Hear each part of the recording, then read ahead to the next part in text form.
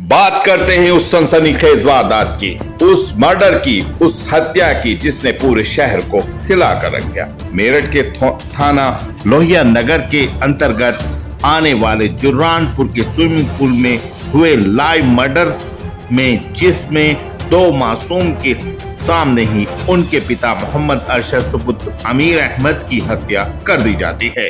जहां पुलिस इस मामले में तमाम आरोपियों को अभी तक पूरी तरह गिरफ्तार नहीं कर पाई है, वहीं मृतक मोहम्मद अरशद के पिता अमीर अहमद को लगातार जान से मारने की धमकी मिल रही है।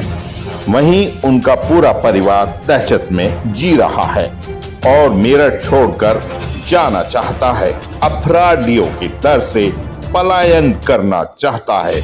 उनके पिता ने बताया पूरे मामले के बारे में, किस तरह से दहशत में जी रहा है पूरा परिवार।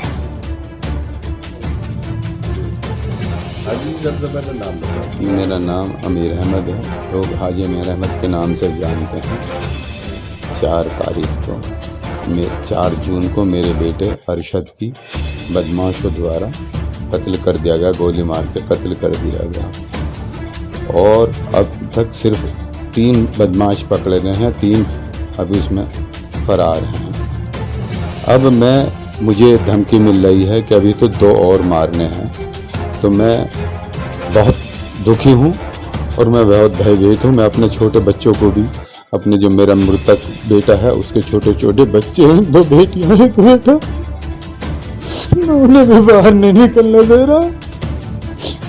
मुझे इससे तो बढ़िया ये है कि मैं यहाँ से पलायन कर जाऊँ, अपना मकान बेच के मैं यहाँ से निकलना चाहता हूँ। कम से कम मैं सुरक्षित तो हो जाऊंगा। जब यहाँ मुझे कोई प्रोटेक्शन नहीं मिल रहा, मेरी कोई हिफाजत नहीं हो रही। अच्छा, कितने आरोपी हैं जो अभी पुलिस की गिरफ्त से बाहर हैं?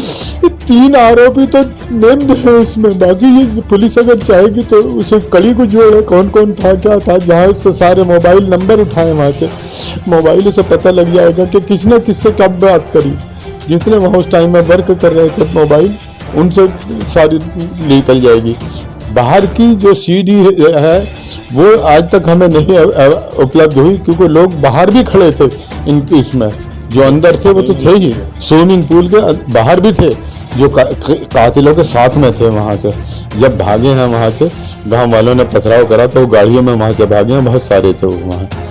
तो जो सामने कैमरे पे जहाँ उन्होंने गोली मारी, वहाँ जो है वो तो उसमें आ ही गए, मगर बाहर वाले जो थे कैमरे के हमें वो नहीं, फुटेज में नहीं मिल पाई। उसमें भी उससे भी राज खुल जाएगा कि कौन कौन इसमें है।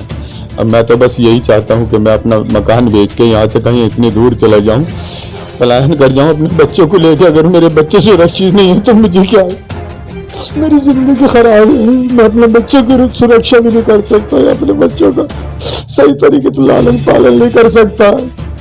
तो अधिकारियों का क्या कहना है?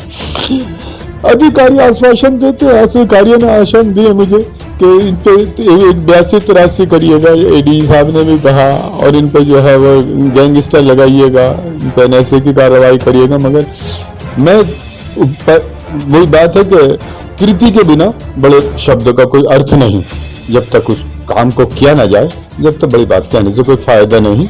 क्योंकि हमारी सरकार, प्रदेश की सरकार, योगी सरकार एक इतना बड़ा कदम उठाती है कि इतना मजलूम को इतना साथ देती है कि जो कातिल है या जिसने जुर्म करा है उसके घरों पर बुलडोजर चला दी थी। आज तक उनके लिए कोई कार्रवाई नहीं हुई, उनके घरों पर बुलडोजर नहीं चला, और वो खुले बाहर फिर रहे हैं और वो अपना जो है यहाँ पे धमकियाँ मुझे दिलवा रहे हैं। जिन बच्चों के सामने उनके बाप की हत्या की गई है वो भी काफी दहशत में होंगे आज। बच्चे, मेरे बच्चे जो अभी उनके सामने हम बात भी नहीं कर सकते, बेहोश हो के गिर जाते हैं बच्चे बेहोश हो जाते हैं। आप देखिएगा, छोटे छोटे बच्चे। मैं तो अभी स्कूल खुल जाएगा, मैं तो स्कूल में नहीं भेज रहा हूँ। ये खतरा है कि मेरे बच्चों को ना उठाना, बच्चों को ना मारना, छोटे बच्चों को, क्योंकि वही आई विटनेस है, वो इधर गवाह है उसमें।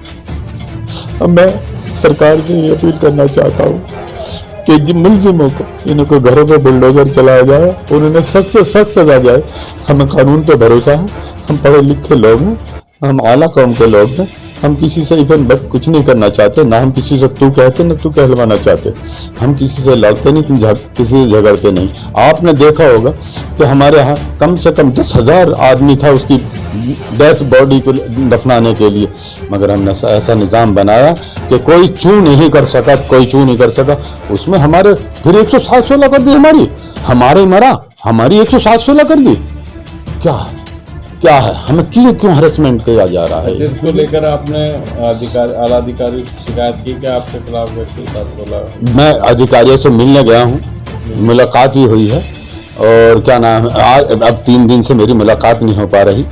पहले मुलाकात हुई थी, मैंने उसमें कहा था, शिकायत की थी, और आज जो है मैं सभी अधिकारियों के पास है। मेरठ में कुछ ऐसे मसले हो गए कि सारे अधिकारी उसमें भागे फिर रहे हैं। एक जो था कि समाधान दिवस हैं, कोई कहीं है कोई कहीं है। इसमें अधिकारियों से मेरी, बड़े अधिकारियों से मुलाकात नहीं हो पाई। आईजी साहब से मंडे में मिलूंगा, एसएसपी साहब से भी मंडे में मिलूंगा, और एसपी सिटी साहब से भी मंडे में मिलूंगा, क्योंकि सब उसमें लगे हुए नज़्म नस्क के मामले में। और मैं पूरी तरीके से सरकार को, प्रशासन को पूरा सहयोग करूंगा, और कर रहा हूं और करता रहूंगा। भली चाहे मेरे गले पे छुरी फिर जाए, मैं यहाँ से चाहे मुझे भागना पड़े, मगर मैं किसी को गाली नहीं दूंगा, किसी की तरफ को मैं उंगली नहीं उठाऊंगा। मुझे घर छोड़ के अपना बेच के यहाँ से चला जाऊँगा।